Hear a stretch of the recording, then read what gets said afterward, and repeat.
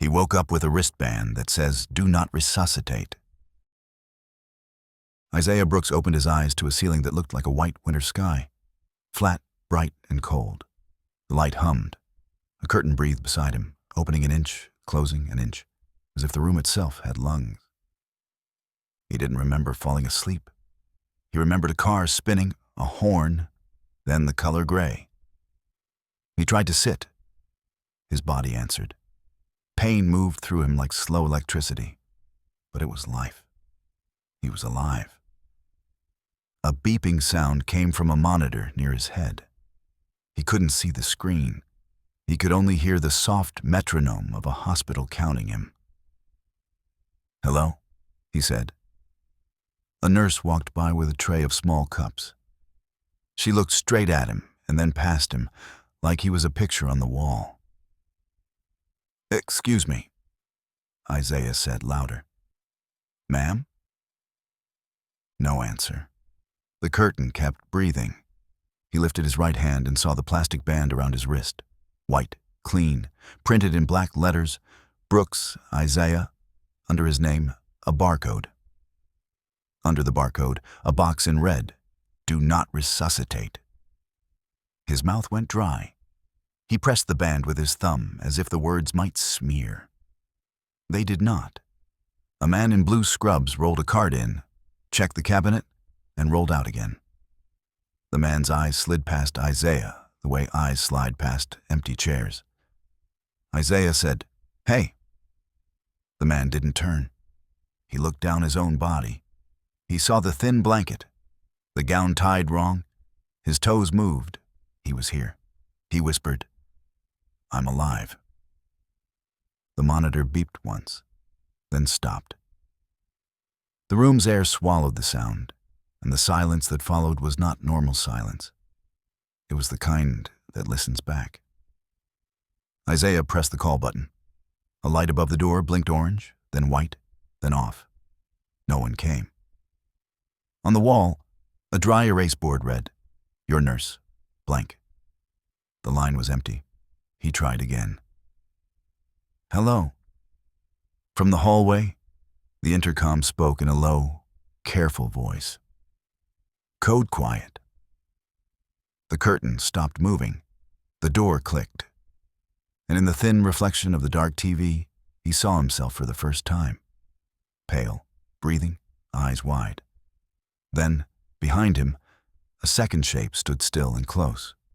He turned fast. No one there. Only the band on his wrist, cold and certain as law. He slid his fingers under the band and tugged. It didn't move.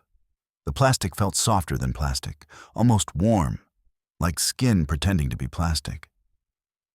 He looked for a clasp. There wasn't one. "Wrong band," Isaiah said to the empty room, as if naming the problem would force a fix. "Wrong patient." He swung his legs off the bed. The floor was too clean. It made no sound under his heels. The fourth stand shivered once and went still. He took one step, then another, out into the hallway. The hospital at night looked like a dream, copied a little crooked. Long white hall, machines sleeping like animals. The clock above the nurse's station said 3:07 a.m. The second hand wasn't moving. A nurse at the desk typed without looking up. Isaiah stopped 3 feet away. "I need help." She kept typing. He read her badge upside down. L. Danvers, R.N. He tried again. "Miss Danvers?" She blinked, hit a key, and answered the air. "Yes?" "I'm right here," he said. Her eyes passed over him and settled on the far wall. "Security? You're getting a call from 3 East again." "No, I don't see anyone." Isaiah felt a pinch of cold at the base of his neck. He touched his wrist. The band's red box glowed faintly, as if it remembered a light. He reached over the counter and tapped the bell. The sound didn't ring. It died inside the bell. A second nurse came out of a room, pushing a cart. "Is this the DNR list?" she asked. She placed a clipboard on the desk.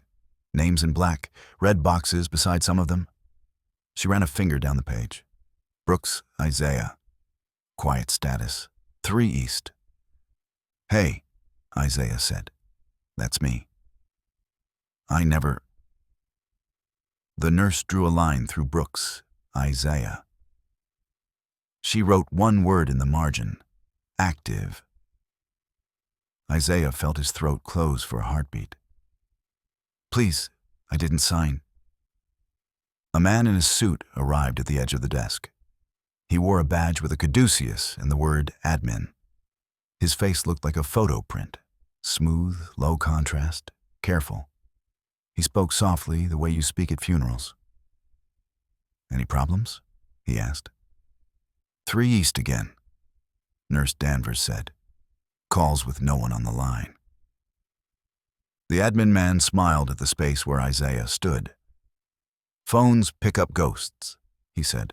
"Protocol is code quiet. Keep it calm." Then he slid the clipboard toward himself, drew a small square around Isaiah's name, and pressed the page with his thumb. The paper made no sound, but Isaiah felt pressure on his wrist, as if the thumb had pressed there instead. The admin man walked away. The clock above the station moved forward 1 second and stopped again. Isaiah stood in a sea of clean light with a plastic band that would not open and thought, "I am alive, and I do not register." Something down the hall breathed, long, careful, practiced. Like a machine learning to be human. He found security by following the green exit signs and the faint smell of burned coffee.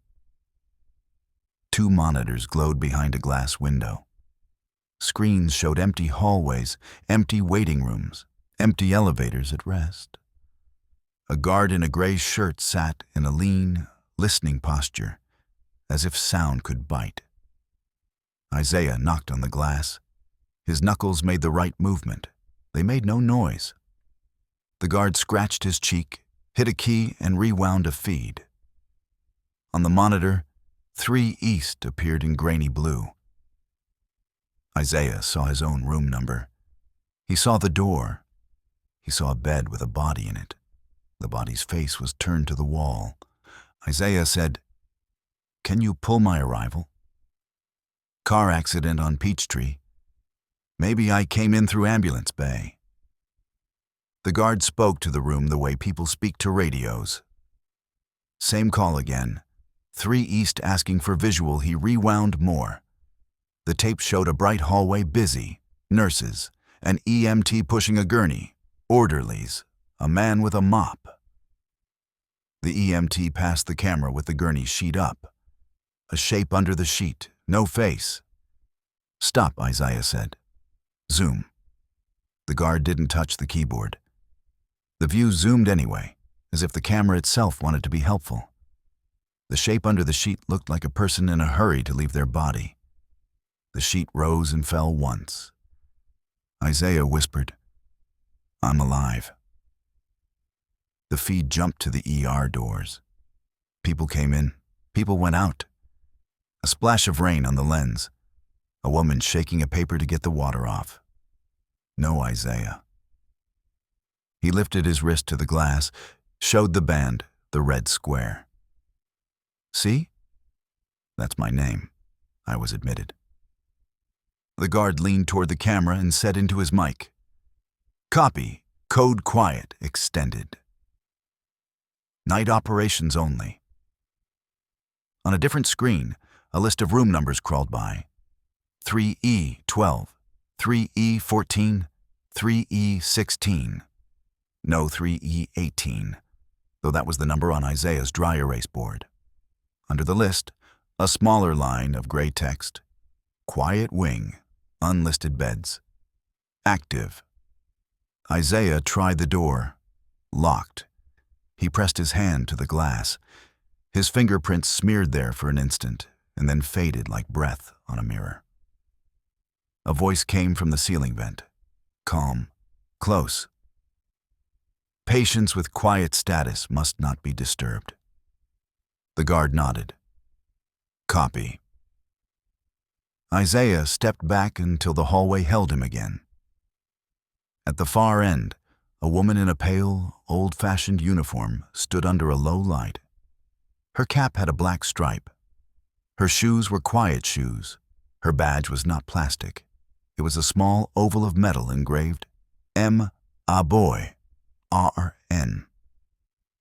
She watched Isaiah the way some paintings watch you, no blinking, no doubt. Ma'am, Isaiah said, please, can you help me? She raised her hand just a little, as if to test the air between them. Then she turned and walked toward the stairwell-marked basement. The door opened without sound. Isaiah followed. The basement smelled like wet cardboard and something sweet that didn't belong to food. The lights were different down here, not bright plates, but long bones of light humming low. Nurse Aboye didn't look back. Her shoes said nothing to the floor. She moved like someone who knew where every shadow belonged. She passed the laundry. She passed supply. She pushed through a door with no label. A hallway waited beyond, narrow and dim. Isaiah had not seen this part on any map. No floor signs, no art, just painted cinder block and doors the color of teeth.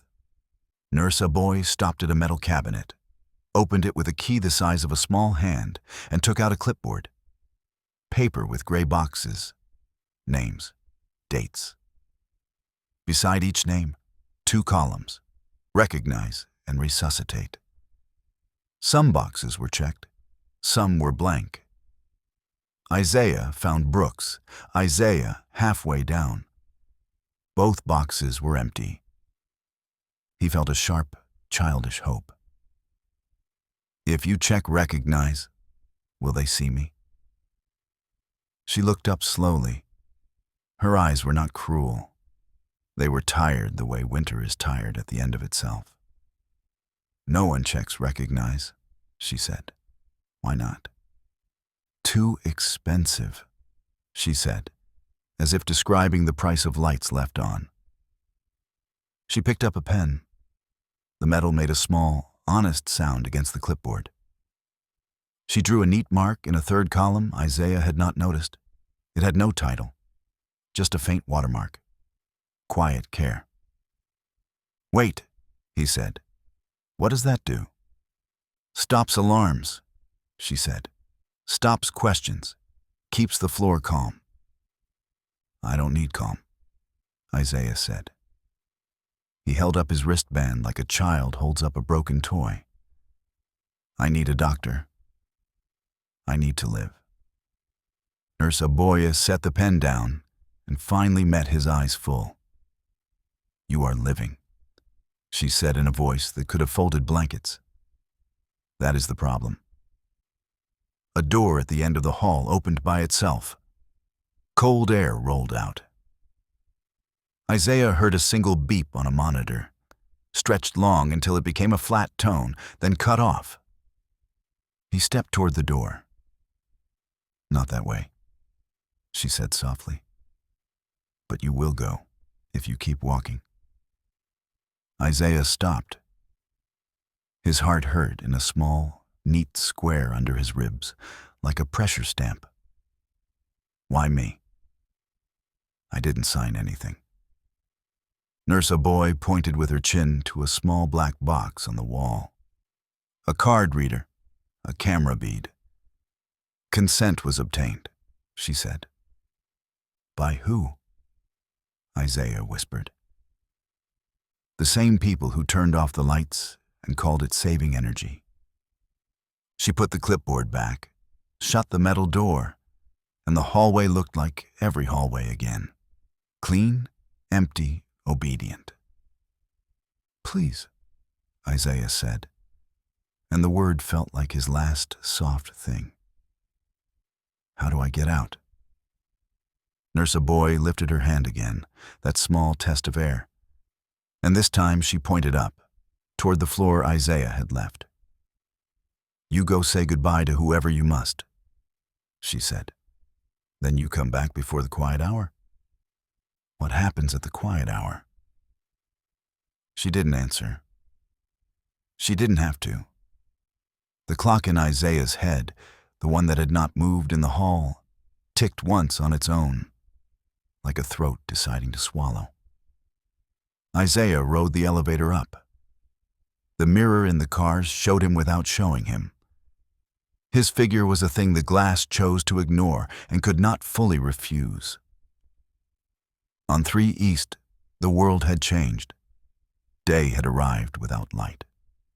Nurses moved with daytime speed. A man slept with his mouth open and his hand clutching the rail. A woman prayed without sound, her lips marching like a careful army. Isaiah turned into a waiting room and saw a woman in a gray coat with a scarf that still remembered outside air. She held a paper cup like it was a small, warm animal. Her eyes were the color of rain clouds. His mother always said the eyes tell you the weather inside a person. This woman's weather was heavy. "Ma'am?" Isaiah said. "Are you waiting on someone?" She looked up, and for 1 second, she saw him. The focus in her eyes snapped to his face. Relief rose so fast it almost broke him. "Baby," she said. He took a step. "Do I know you?" She stood, knocked the cup over, didn't notice. "There you are." She touched his cheek with a hand that shook, as if she was afraid he would fall off the world if she didn't keep a finger on him. "They said I couldn't visit. Quiet status, but I knew better. I know you, Isaiah. I know my—" Footsteps approached. The admin man from the night stood in the doorway. That careful face again. "Ma'am," he said, "you can't be here." She didn't look at him. She kept looking at Isaiah. He felt the weight of being loved press him to the floor. He tried to say "Mom," but the word caught. "Ma'am," the admin repeated, "your son's status is quiet. We don't disturb quiet." She turned her head an inch, as if the voice were a fly in a quiet church. "My son is alive." The admin smiled. "Of course," he said, the way people say, "of course" to children.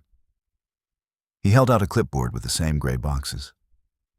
"We just need your confirmation that you agree with his wishes." "What wishes?" she asked. Isaiah's stomach fell afloor. The admin pointed to a signature line at the bottom. It already had ink on it.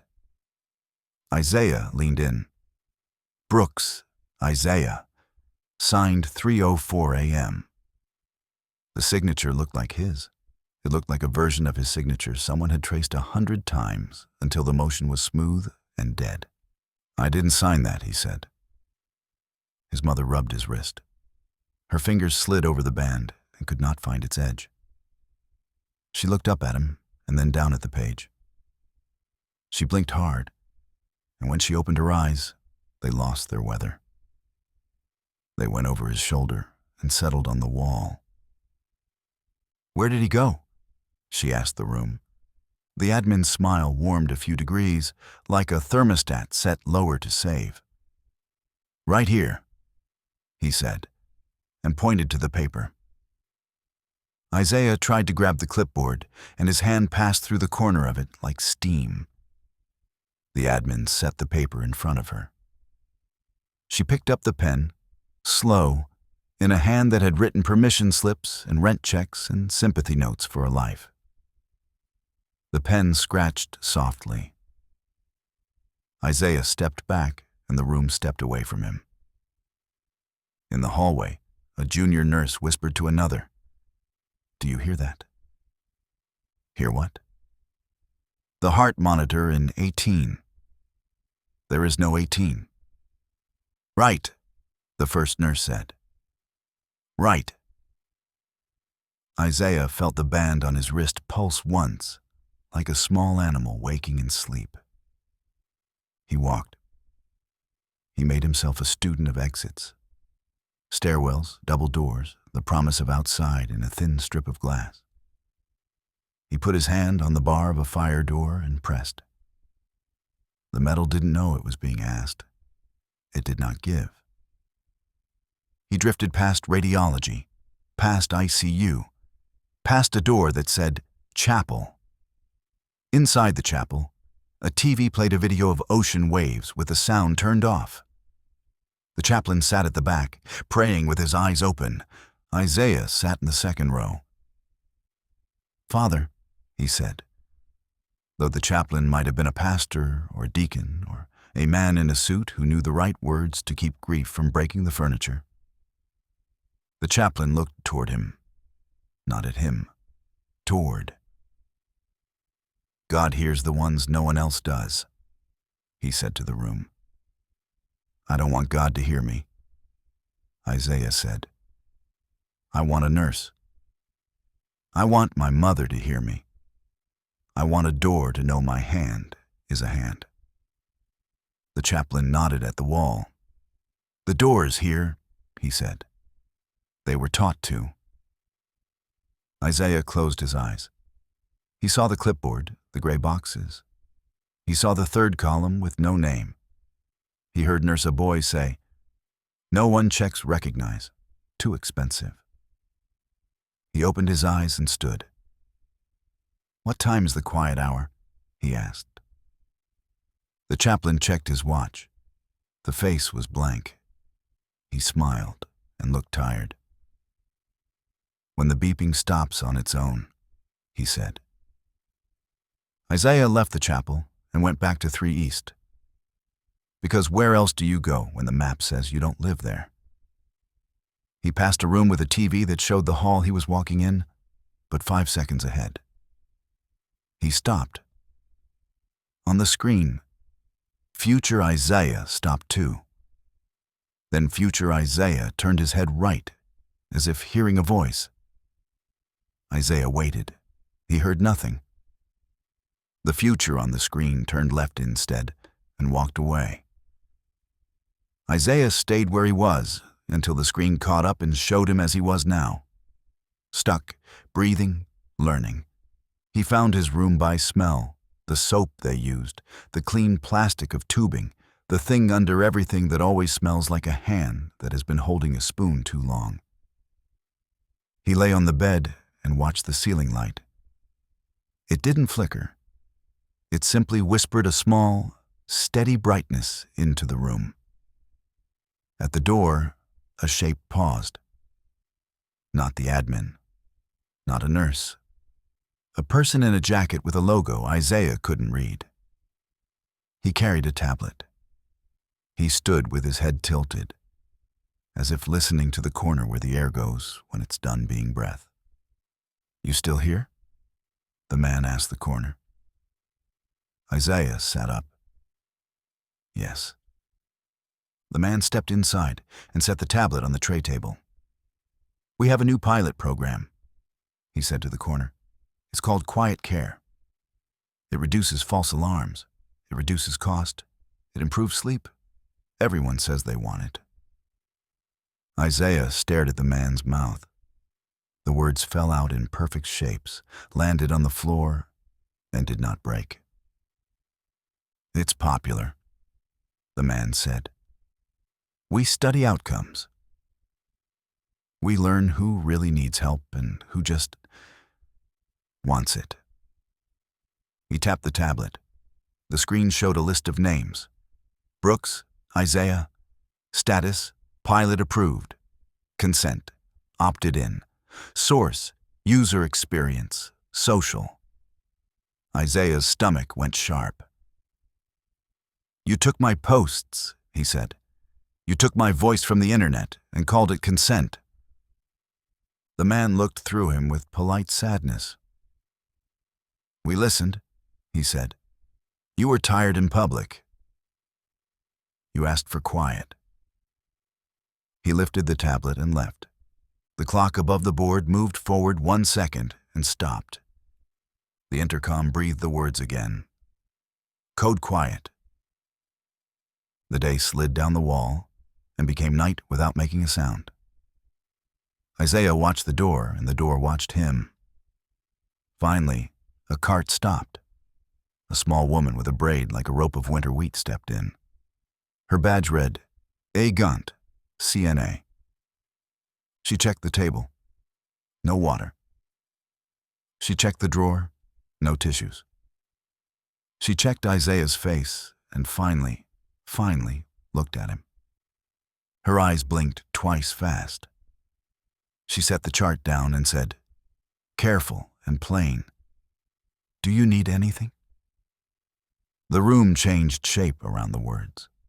Isaiah sat up so quick, the pulse ox clipped to his finger popped off and fell like a silver insect. You see me? I see a man sitting in a bed, she said. I see a person with a face. I know better than to say otherwise. This band, he said, holding his wrist out. It makes me not be. She looked at the red box. She didn't touch it. That box makes you a number, she said. It tells the machines not to care. Can you cut it? She opened a drawer and took out a pair of hospital scissors. Small, bright, used to trim tape. She slid one blade under the edge of the band. The plastic did not lift. The scissor metal tapped the band. The sound was the sound of a fork against a plate in a memory. Please, Isaiah whispered. She tried again. The scissors bent. The band did not.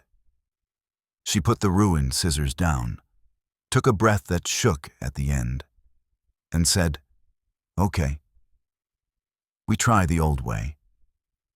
She took a pen from her pocket, the kind you click. She clicked it once and held it above the band, not touching. She wrote an invisible X in the air, quick. In some places, she said, almost smiling, we pray with pens. Isaiah almost laughed. It came out as a small gasp of air that remembered laughter. Nurse Gant lifted the chart. Tell me your name, she said. Isaiah Brooks. She wrote it on the chart. She wrote it again. She said it under her breath as she wrote, as if names make better ink when spoken. Isaiah Brooks, she said. Room 18. 18 doesn't exist, Isaiah said. She kept writing. Now it does. In the hallway, a med cart beeped. A monitor hiccuped. The clock on the wall moved and stayed moving. Nurse Gant clipped a new paper to the dry erase board. Your nurse, E. Gant. She wrote the time. 2:51 a.m. You have 11 minutes, she said. Then it's the hour. The quiet hour, Isaiah said. She nodded. If doors open for you, go. If they don't, stay put and breathe. People make it through. People also don't. What about you? He asked. She smiled a tired smile that lived more in the eyes than the mouth. I'm on nights, she said. I am the hour. She left. The room exhaled. Isaiah swung his legs over the side again. He stood. The band on his wrist warmed, as if his skin knew something and was ready to tell it. He walked into the hall, and the lights lowered to a gentler white, the way city lights lower after last call. The intercom sighed. Quiet. Far down the corridor, the admin man stood with his back to Isaiah, hands folded behind him like a patient teacher waiting for a class to settle. Isaiah turned toward the elevator. He pressed the button. Down lit up first. He rode alone. The elevator spoke in a tired voice. Lower level. The doors opened onto air that had never been outside. The door marked morgue sat at the end of a short hall. It wasn't dramatic, no frost on the handle. Just a door that knew what it was for. Next to it, a small metal shelf held clipboards. The first page read, Transfers, Quiet Care, Names, Times. Isaiah found his. Brooks, Isaiah, 3:17 a.m. He looked at the clock above the shelf. 3:12. His hands began to shake with a rhythm not his own. A voice behind him, mild and old as cotton. You're early. He turned. Nurse Aboy stood there like a memory that hadn't decided whether to stay. You said say goodbye, he said. His mouth had gone dry. I did, she said. I did. I said it. Now I want to live. He lifted his wrist. Undo this. She watched him for a long, steady breath. No one undoes it, she said. They replace it with a new kind of yes. I didn't say yes. She nodded toward the clipboard. You did, just not with your mouth. She tapped the page. You said yes when you were tired in front of strangers. You said yes when you asked the world for quiet and the world had a budget. He wanted to shout. He wanted to put his hands around the thin metal shelf and shake it until the papers became birds. He could not. The air held him like the small hand of a child that does not know its own strength. A cart rolled out from the morgue. The person pushing it wore green paper scrubs and a mask the color of used water. The cart held a white shape under a white sheet. The shape had the right size to be him. Nurse Aboy looked at the clock. 3:14. Isaiah swallowed and found a piece of voice that would obey him. If I go upstairs, he said, if I walk out the front door, will the sky recognize me? Will a bus stop? Will the air say my name? Nurse Aboy's mouth pressed flat the way women press cloth smooth with an iron that isn't hot enough. Maybe, she said, until the hour finds you. Then help me. She surprised him. She reached out and put her hand over his wrist, over the band. Her palm was warm. The band cooled. For a second, the red box dimmed. Run, she said, not loud. Run and be someone they don't know how to count. He ran. The elevator refused to arrive. He chose the stairs. He took them two at a time until his breath was a knife in his chest. He hit one and pushed through to the lobby. The automatic doors looked at him with their little black eyes. He ran at them. They did not open. He hit the bar on the side exit. It stayed. Behind the desk, the night security guard sat with a paperback open. He turned a page. His hand shook a little. He said to the desk, Wind must be up. These doors hate wind. Isaiah put his palms on the glass. His breath fogged it. He wrote his name on the fog with his finger. The letters vanished before he finished the S. The clock said 3:16. He turned and saw Nurse Aboy standing by the elevator. Hands folded, cap straight, eyes on him, the way you watch a child you have warned not to run near water. The intercom spoke gently, tender as a lullaby. Quiet. When the hour came, it did not crash. It settled, like snow, like dust. The lights softened one more shade. The monitors in distant rooms sighed and went flat for a breath and then returned to their little songs. Isaiah felt something slide across his skin, thin and precise as a paper edge. He looked at his wrist. The band's red box brightened. The barcode pulsed. On the dry erase board in his room, the new paper Nurse Gant had clipped slid to the floor, not pushed by air. Do not. a voice said close to his ear. And he didn't know if it was his voice or the hospital's voice or the voice of a bill finally paid. Do not resist. We are busy. He walked, because the body still listens to old orders, even when new ones come. He found himself outside room 404. No such room. The numbers skipped it. But the door had a little window, and the window showed a bed, and the bed held a shape, and the monitor above showed a green line that rested, then twitched, like a small fish remembered to move. A nurse he did not know stepped out. Her badge read, "Egant," again, as if all help had to share a name to be believed. She looked right through him, and then she did something he had not seen anyone do at night. She hesitated. She lifted her hand, as if to touch his shoulder, and then put it down. "I'm sorry," she said to the air. "For what?" Isaiah asked. "For the hour," she said, and went. He moved on. At a junction, he saw the admin man speaking to the chaplain. They talked in those small city voices made of coffee and caution. The admin said, "Families don't know what they want. They want less pain and more miracles. We can give them one of those." The chaplain said, "You give them silence." The admin smiled, that careful smile. "Silence is a kind of miracle." Isaiah kept walking until the hall knew his feet again, and the way a river learns a rock. He came to his room. The bed looked like a bed.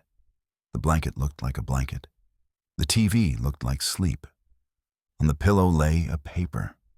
Not hospital paper. Legal paper. Consent to quiet care. At the bottom, his name, written in the same steady hand from the form his mother had signed. The witness signature line read, "M. Aboye." He picked the paper up, and the words warmed under his fingers as if they had a pulse. The intercom whispered, 317. Somewhere near the basement, a cartwheel squeaked one note and stopped forever. Isaiah lay down in the bed because the body knows what to do in rooms built for that. He put his arm on top of the blanket. He looked at his hand and tried to make it a thing that refused paperwork.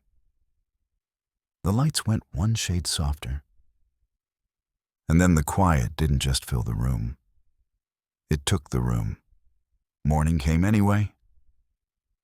Isaiah woke to sunlight that had no temperature. The band on his wrist felt like nothing. He sat up and a shock ran through him. Not pain, not joy, a third thing. Recognition. The machines beeped. The curtain breathed. The clock hand moved without stopping. A nurse walked in, checked the IV he didn't remember receiving, and smiled at him, not passed. Her badge read, L. Danvers, RN. "Good morning, Mr. Brooks," she said. "How are we feeling?" He stared. "You can see me." "Of course," she said. She tapped the dry erase board. "Your nurse, L. Danvers." The time said 7:42 a.m. "We'll get you some breakfast and call your mother." My mother. The words made a door in his throat. He stood too fast. The monitor beeped in protest. He pulled the curtain aside, and the hallway looked like any hallway in a place that tries to keep people alive, on purpose. He found the waiting room. The chair where she had sat was empty. The paper cup lay on its side. A fresh cup sat on the table, full and waiting, a heat smile on its lid. He turned back and almost collided with a man in a suit. The admin man's careful face had traded night for morning. "Mr. Brooks," he said, "good news. Your transfer went through." "Transfer?" Isaiah said. The word felt like an elevator going a floor he hadn't asked for. "We moved you out of quiet care," the man said. He held up a new band in a gloved hand. White, no red box. The red writing on Isaiah's wrist had vanished as if erased by a precise hand. "We're very pleased with your outcomes." Isaiah took a step back. "What outcomes?" "Reduced alarm load," the man said, reading from a tablet. "No code blues. Family compliance, excellent. Study completion." He looked up and smiled with human teeth. "You made it, Mr. Brooks. That's what matters." "Where is Nurse Boy?" Isaiah asked. "Where is Nurse Gant?" "Who?" the man said. "You used them," Isaiah said. He did not know what he meant until he said it. "You used them to make me quiet." The admin man chuckled softly, like someone appreciating a joke from a meeting they did not attend. "We use data," he said. "Nurses take care of patients." He slid the new band onto Isaiah's arm. It was cold as true paper. It clicked closed with the smallest sound, like a mouth deciding to keep a secret. "Your mother is on her way," the admin said. "Go rest. Be grateful."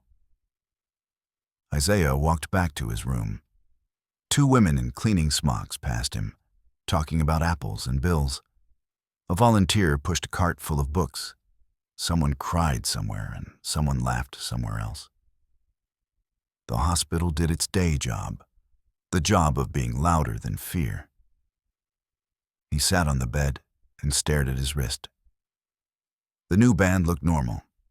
He slid his nail under the edge and felt the plastic lift. It would come off when they cut it. It would end. He lay back and tried to breathe like a person who had almost died and then did not. He closed his eyes and saw nothing but black. He opened them and saw the TV's dark screen staring back at him, the way a pool stares when it wants a face to fall in. The TV turned itself on. Static. Then a live camera feed of this room. It showed the bed. It showed the sheet. It showed the space where his body should be, and it was empty. Isaiah looked at himself. He was here. He put his hand in front of his face and saw it. On the screen, the air in front of the bed thickened like a heat shimmer, and then smoothed again. A soft knock. He turned. His mother stood in the doorway with her scarf and her eyes, and the weather inside her clearing. She smiled, and it was a morning smile. "Baby," she said. He stood shaking. "Can you see me?" "Of course," she said. She opened her arms. He reached for her. For a heartbeat they met. Warm, cotton, breath. Then something in his wrist tingled. Not pain, not light. A buzzing like a phone when it wants you to look. The new band's barcode lit once and went dark. His mother frowned. She stepped back. Her smile slid. Her eyes looked over his shoulder and settled on the wall. The weather changed. "Where did he go?" she asked. Behind Isaiah, the TV adjusted color. The picture warmed. A new angle of the room appeared, a little higher, a little kinder. It showed a nurse straightening a sheet on an empty bed, while a woman in a gray coat stood in the doorway, tears on her face for reasons that would hold their shape all day. The intercom, day voice, pleasant, said, "Welcome to St. Hallows. Your comfort matters." Isaiah walked to the TV and put his palm on the glass. On the other side, the empty bed cooled. A voice, Nurse Aboya's or no one's, spoke close enough to fog the ear. "We took the R out of DNR. It's not do not resuscitate." Isaiah waited. "It's do not recognize." The screen went black. The new wristband cooled. Down the hall, a tray rattled. A door opened. Life continued as a professional service. Isaiah sat on the bed that was his and looked at a room that would choose each hour who belonged in it. He tried to count his heartbeats. The number changed each time he said his name out loud. The room held it a moment, then put it down the way a busy nurse puts down a chart and reaches for the next one. Somewhere below, a pen clicked. A box with no title was checked. And upstairs, in a normal sun, a mother wrote her son's name on a visitor sticker. She pressed it to her coat. The sticker didn't stick. It fell, face down, and the floor accepted it. Thank you for listening to The Storyteller's Moon. If this story touched you, scared you, or kept you on the edge of your seat, don't forget to like, share, and subscribe. Your support keeps the stories alive, and I can't wait to share the next one with you under the moonlight. Until then, may your nights be safe and your dreams unforgettable.